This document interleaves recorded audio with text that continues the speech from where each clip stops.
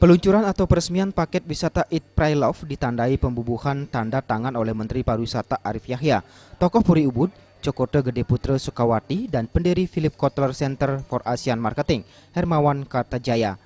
Paket wisata Eat Pray Love merupakan daya tarik wisata baru yang akan membawa para wisatawan merasakan langsung suasana romantisme Ubud melalui napak tilas ke beberapa lokasi dalam film yang diperankan oleh Julia Robert itu.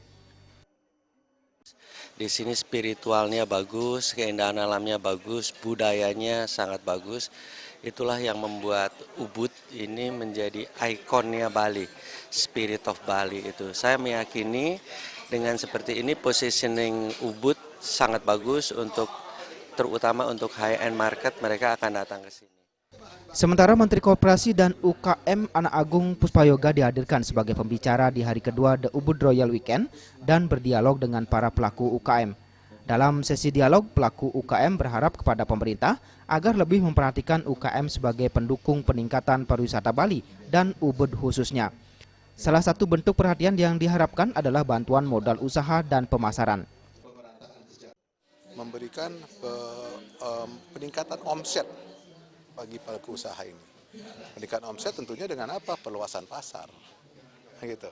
Peningkatan omsetnya, perluasan pasarnya, dan ujung-ujungnya meningkatkan yang namanya pekerja.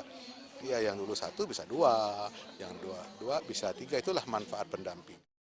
Sesi panel juga diisi penjabaran menarik tentang revolusi mental oleh Paulus Wirutomo dan sesi inspirasional story dari Banyuwangi oleh M. Yanuarto Bramuda yang menjabat Kepala Dinas Kebudayaan dan Pariwisata, dan Dinan Faris dari Jember Fashion Carnaval dengan moderator Andi F. Noya.